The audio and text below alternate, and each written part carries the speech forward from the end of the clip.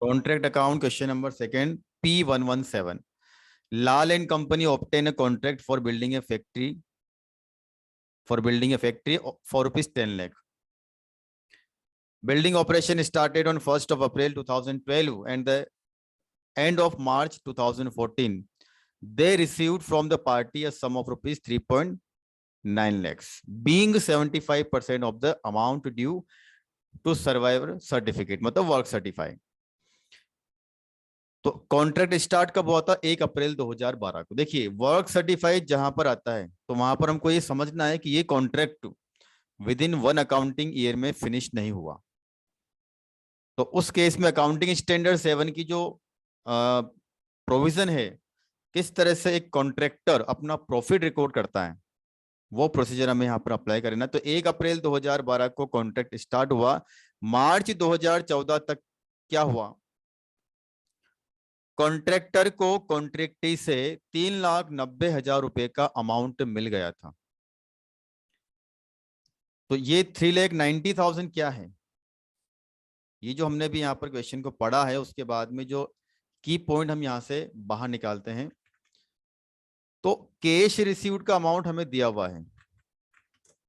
Cash receive एक ठेकेदार को कॉन्ट्रैक्टर को कॉन्ट्रैक्टी से कितना कैश मिला? तो कैश रिसीव्ड हुआ रुपीज 3,90,000 का. 3,90,000 रुपए का कैश इनको मिलता है. अब जब हम कॉन्ट्रैक्ट अकाउंट बनाते हैं तो हमें वर्क सर्टिफाई की यहाँ पर आवश्यकता होती है. वर्क सर्टिफाई की हमें यहाँ पर रिक्वायरमेंट होती है. जैसे हमने क्वेश्चन को देखा तो हमें वर्क सर्टिफाई यहाँ पर नहीं दिया हुआ है, लेकिन एक इंफॉर्मेशन हमारे पास में है कि कॉन्ट्रैक्टर को जो कॉन्ट्रैक्टी से कैश मिला वो 3,90,000 है. और ये शब्द यहाँ पर आप देखिए बीइंग 75% ऑफ वर्क सर्टिफाई. ये वर्क सर्टिफाई का 75% है. इसका मतलब ये हुआ कि अगर वर्क सर्टिफाई 100 रुपीज है तो कैश रिसीव्ड कितना है? 75 है. तो कैश रिसीव्ड हमें मालूम है और परसेंटेज हमें दिया हुआ है. It is 75% of work certify. तो यहीं पर हम वर्क सर्टिफाई की कैलकुलेशन करेंगे. तो वर्क सर्टिफाई कैसे निकलेगा?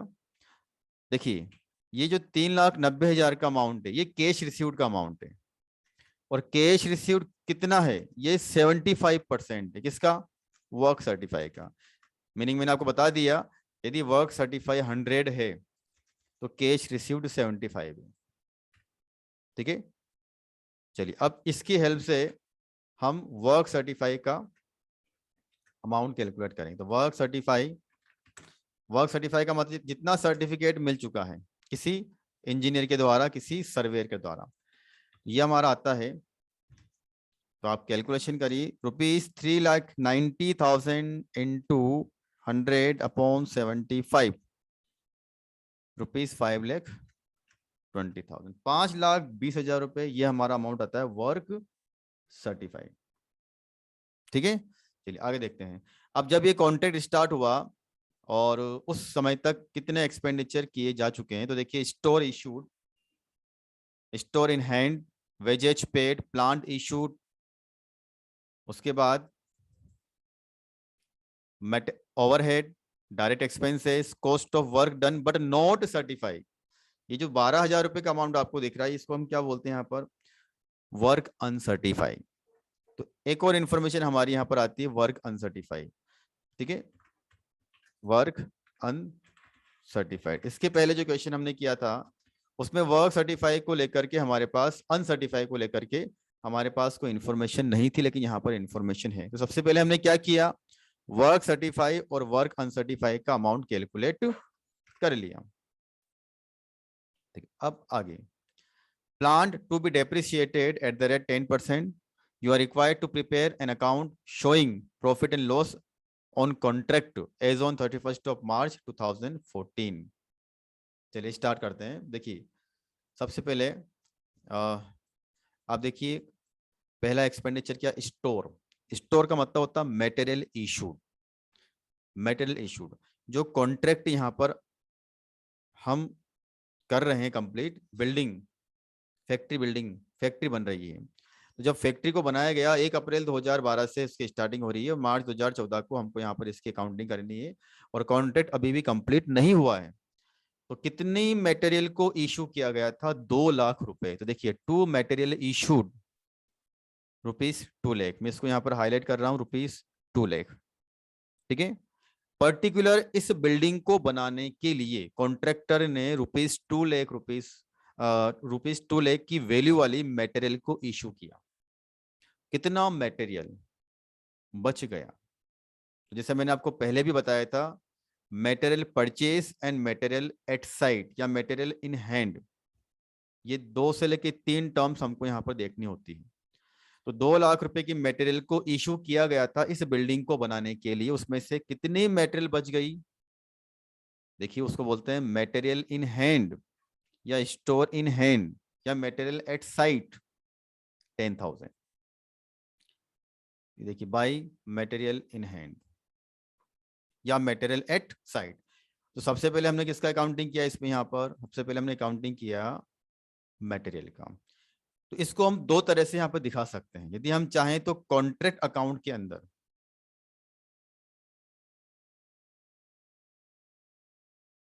कॉन्ट्रैक्ट अकाउंट जब हम बनाएंगे, ठीक है, तो कॉन्ट्रैक्ट अकाउंट में मटेरियल को हम 2 तरह से यहाँ पर दिखा सकते हैं। अभी यहाँ पर क्या दिखाया हुआ है? To material issue. तो यहाँ पर टू मटेरियल कंज्यूम, अब इसमें कितना अमाउंट आएगा? 1,90,000। लेकिन अगर आप मटेरियल कंज्यूम दिखाते हो तो फिर आपको क्रेडिट साइड में मटेरियल इन हैंड नहीं दिखाना है। ये आपको ध्यान रखना है कि यदि आप मटेरियल कंज्यूम, कंज्यूम का मतलब होता है कि इस अकाउंटिंग पीरियड में 31 मार्च 2014 तक आप इस कॉन्ट्रैक्ट के अंदर कॉन्ट्रैक्ट के लिए कितनी मटेरियल को लगा चुके हो। एक होता है परचेज, एक होता है कंज्यूम। परचेज का मतलब तो आपने उस कॉन्ट्रैक्ट के लिए उतना मटेरियल परचेज किया, लेकिन उसमें से क्या कुछ बच गया? तो जो बच जाता है उसको अपन माइनस करते हैं, हम माइनस करते हैं।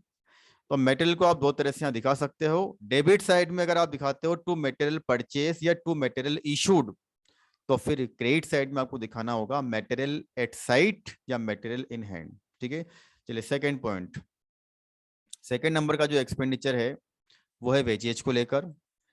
तो यहाँ पर हम क्या लिखेंगे? Wages paid.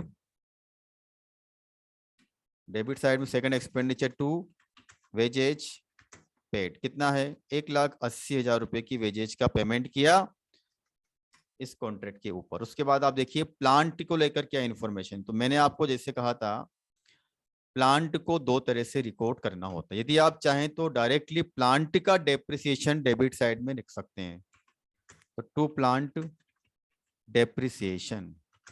ठीक है, तो सबसे पहले यहाँ पर हम डेप्रिसिएशन को कैलकुलेट करेंगे। तो डेप्रिसिएशन 2 तरह से निकाला जाता है। यदि हमको स्क्रैप वैल्यू और प्लांट की लाइफ दे रखी है तो हम एसएलएम मेथड से इसको लगाते हैं। कौन सी मेथड से? एसएलएम मेथड से। और यदि हमें प्लांट की कॉस्ट दे रखी है, वैल्यू दे रखी है और रेट ऑफ डेप्रिसिएशन दिया हुआ है, तो उस केस में हम क्या करेंगे? देखिए cost of plant into rate of depreciation. तो प्लांट की जो कॉस्ट है, कितने का प्लांट परचेज किया गया, कितने का प्लांट इशू किया गया? 2 लाख रुपए का। डेप्रिसिएशन की रेट कितनी है? 10%। तो कुल मिलाकर कितना डेप्रिसिएशन लग जाएगा? 20,000 रुपए का। तो या तो हम 20,000 का डेप्रिसिएशन यहाँ पर अकाउंट में दिखा दें, या फिर इसको एक और इस तरह से भी दिखा सकते हैं। दोनों आंसर आपके सामने है। डेबिट साइड में टू प्लांट इशूड 2 लाख रुपए, जो प्लांट बच गया। अब प्लांट बचने का मतलब प्लांट एट साइट, उसका कैलकुलेशन कैसे होगा? तो कॉस्ट में से डेप्रिसिएशन को माइनस कर दिया जाए तो प्लांट एट साइट हमें पता चल जाता है। ठीक है, तो प्लांट को जब परचेस करेंगे तो उसको हम डेबिट साइड में दिखाएंगे, जो बचा हुआ प्लांट जिसको बोलते हैं प्लांट एट साइट, वो हम क्रेडिट साइड में दिखाने वाले हैं। ठीक है, तो बाय प्लांट एट साइट ₹1,80,000। या फिर यदि हम डायरेक्ट डेप्रिसिएशन अकाउंट में डेबिट करना चाहें तो उसे हम किस तरह दिखाएंगे? To plant depreciation 20,000। अभी 20 कैसे आया वो मैंने आपको बता दिया। ठीक है, तो सबसे पहले आपने क्या लिखा, मटेरियल, उसके बाद क्या लिखा आपने, वेजेज, उसके बाद आपने लिखा डेप्रिसिएशन ऑन प्लांट, या फिर प्लांट को दो तरह से आप दिखा सकते हो। अगला, और कौन सा एक्स्ट्रा एक्सपेंडिचर है जो इस कॉन्ट्रैक्ट के लिए किया गया, तो ओवरहेड, देखिए ओवरहेड एंड डायरेक्ट एक्सपेंसेस 12,000 और 25,000। ठीक है, देखिए नॉर्मल एक्सपेंडिचर है टू ओवरहेड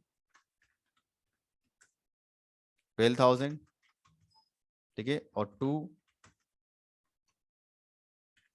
अदर एक्सपेंडिचर या फिर टू डायरेक्ट एक्सपेंसेस ₹25,000। दो एक्सपेंडिचर पर्टिकुलर इस प्लान के लिए और किए गए, इस कॉन्ट्रैक्ट के लिए और किए गए, तो उसको हमने यहाँ पर नोट किया।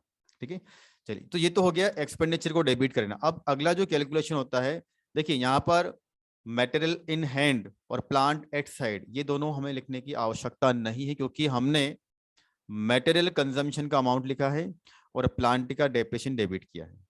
अब क्रेडिट साइड में क्या आता है, बाय WIP। अब आप प्रोसेस देखिए, work in progress, work in progress. Work in progress में हमें दो अमाउंट दिखाने होते हैं, एक होता है वर्क सर्टिफाई, ठीक है, वर्क सर्टिफाई। दूसरा अमाउंट जो होता है वर्क अनसर्टिफाई। किसी किसी क्वेश्चन में यहाँ पर वर्क अनसर्टिफाई की इंफॉर्मेशन हमारे पास नहीं होती है, तो उसको हम यहाँ पर नोट नहीं कर पाते हैं। ठीक है, तो वर्क सर्टिफाई के बाद वर्क अनसर्टिफाई।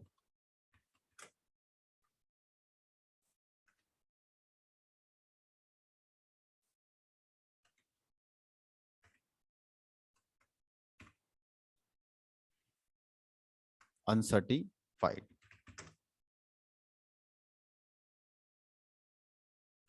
ठीक है। चलिए, अब वर्क सर्टिफाई का अमाउंट अभी हमने यहाँ पे कैलकुलेट किया था, वर्क सर्टिफाई का अमाउंट था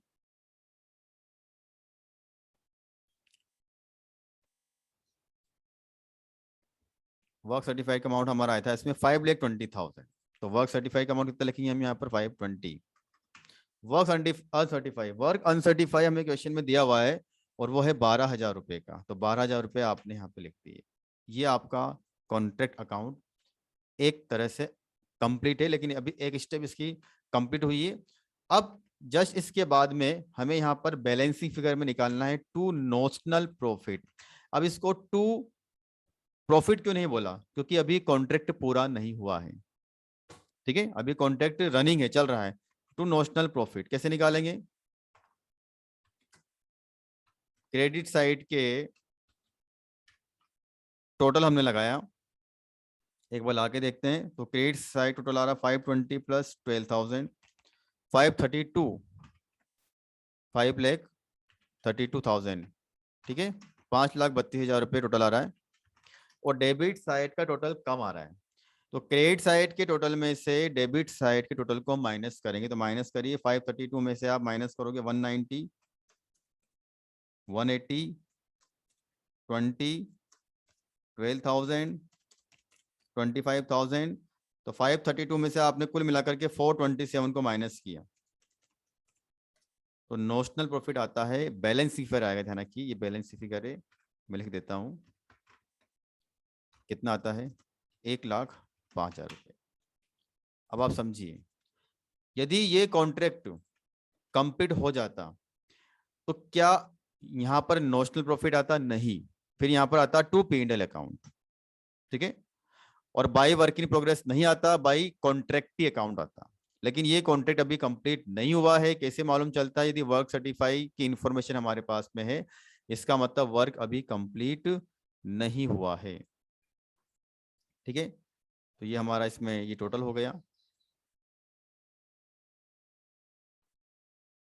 चलिए, अब एक बार इस अकाउंट को हमने क्लोज कर दिया, उसके बाद अगला स्टेप क्या होता है कि हमें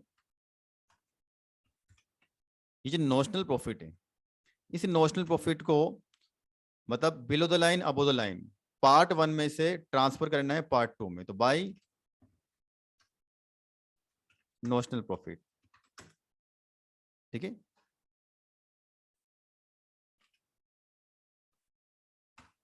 बाय नोशनल प्रॉफिट, हमने इसको ट्रांसफर किया। अब अगला कैलकुलेशन होगा इस नोशनल प्रॉफिट में से कितना प्रॉफिट P&L अकाउंट में जाने वाला है। तो to profit and loss account या फिर स्टेटमेंट ऑफ P&L इसको हम बोलते हैं, और बचा हुआ जो है उसको बोलते हैं रिजर्व, शॉर्ट में WIP। चलिए अब ये लास्ट कैलकुलेशन हमारा है, तो इसमें आपको क्या ध्यान रखना है, कुछ फॉर्मूले मैंने आपको यहाँ पर बताए थे किस तरह से नोशनल प्रॉफिट का एक स्पेसिफाइड अमाउंट हम यहाँ पर प्रॉफिट एंड लॉस अकाउंट में ट्रांसफर करते हैं। तो सबसे पहले उसके लिए आपको कुछ चेकिंग करनी होती है। दो चीजें होती है, एक होती है वर्क सर्टिफाई। तो वर्क सर्टिफाई आपको यहाँ पर अभी आपने निकाला था, वर्क सर्टिफाई था 5,20,000। फिर आपको देखना होता है कॉन्ट्रैक्ट प्राइस, ठीक है।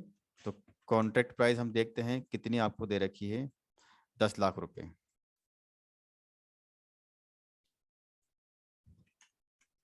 फिर यहाँ पर आपको एक रेशियो निकालना होता है कि वर्क सर्टिफाई कॉन्ट्रैक्ट प्राइस का कितना परसेंट है।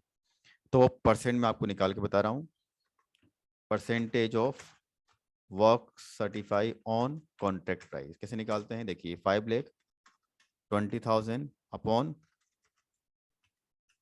10 लाख मल्टीप्लाइड बाई 100। इससे क्या होगा, हमें पता लगेगा कि कॉन्ट्रैक्ट प्राइस जितनी भी है उसका कितना परसेंट वर्क सर्टिफाई हो चुका है। तो वो आएगा 52%, ठीक है। अब इसमें एक केस था, वो केस ये था, यदि वर्क सर्टिफाई कॉन्ट्रैक्ट प्राइस के 50% या उससे ज़्यादा हो जाता है तो उस केस में कितना प्रॉफिट P&L अकाउंट में ट्रांसफर होगा। तो उसका फॉर्मूला मैं आपको लिख रहा हूं कि नोशनल प्रॉफिट, ये पहले इसको बोलते क्या है, इसको बोलते हैं amount transfer to P&L account, ठीक है। क्या चेक करते हैं, वर्क सर्टिफाई कॉन्ट्रैक्ट प्राइस के 50% या उससे ज्यादा कंप्लीट हो जाता है तो कितना amount profit and loss account में ट्रांसफर होगा। तो उसका फॉर्मूला क्या है, नोशनल प्रॉफिट इनटू, अब आप देखिए इसमें यहां पर इनटू 2/3, 2/3, ठीक है, into cash received upon work certified. ये फॉर्मूला है जिससे हमें ये मालूम चलेगा कितना अमाउंट P&L अकाउंट में जाने वाला है नोशनल प्रॉफिट का। ध्यान से आप देखें क्या किया आपने, पहले सबसे पहले आपने वर्क सर्टिफाई और कॉन्ट्रैक्ट प्राइस का परसेंटेज निकाला, कितना आया, work certify is 52% of contract price. उसके बाद कुछ केस मैंने आपको पहले लिखा रखे हैं, उसमें केस नंबर हमारा क्या था, यदि वर्क सर्टिफाई कॉन्ट्रैक्ट प्राइस के 50% या उससे ज्यादा हो जाता है तो हम नोशनल प्रॉफिट का 2/3, कितना, 2/3 कहाँ ट्रांसफर करते हैं, P&L अकाउंट में। तो अब इसको अप्लाई करते हैं, तो 1,05,000 रुपये हमारा नोशनल प्रॉफिट इंटू 2/3, ये भी हमने किया, ठीक है। उसके बाद मल्टीप्लाई करना कैश रिसीव्ड, तो कैश रिसीव्ड कितना था, ₹3,90,000, ठीक है, अपॉन वर्क सर्टिफाई था 5,20,000। चलिए अब इसको आप सोल्व करिए, चलिए सोल्व करते हैं। अच्छा, इसको आप इस तरह से भी दिखा सकते हो, कैश रिसीव्ड और वर्क सर्टिफाई का रेशियो आपको मालूम है 75%। तो दो तरह से आप कर सकते हो, दोनों से आंसर एक ही आएगा, 1,05,000 इंटू 2/3, ठीक है, इंटू 75%। ये भी आप कर सकते हैं। 75% का मीनिंग, 75% क्या है, वर्क सर्टिफाई और कैश रिसीव का जो देखा था हमने वो 75% था, ठीक है। तो दोनों से आंसर एक ही आना है, आप करके देखें। तो 1,05,000 मैं करके देखता हूँ दोनों मेथड से, 1,05,000 इंटू 2/3 अपॉन 520 इंटू 390, तो 52,500 रुपये, 52,499.99, तो 52,500 ये आएगा आपका वो अमाउंट जो प्रॉफिट एंड लॉस अकाउंट में जाने वाला है, 52,500, ठीक है। चलिए अब इसको हम यहाँ पर हमारे मेन आंसर में दिखाते हैं, ठीक है। चलिए तो हमारा ये हमारा कॉन्ट्रैक्ट अकाउंट है, तो नोशनल प्रॉफिट 1,05,000 है, हमने एक कैलकुलेशन किया वर्किंग नोट के अंदर और 52,500 रुपए का अमाउंट हमें पता लग गया जो पीएनएल अकाउंट में ट्रांसफर होगा। अब बचा क्या, रिजर्व। कैसे, बैलेंस शीट फिगर, तो 1,05,000 माइनस 52,500 कितना बचा, 52,500। ये है आपका बैलेंस शीट फिगर का अमाउंट जो आपको दिखाना होगा ब्रैकेट में बैलेंसिंग फिगर। ठीक है, चलिए इसका टोटल आप लगा दें, 1,05,000 रुपये, 1,05,000 रुपये,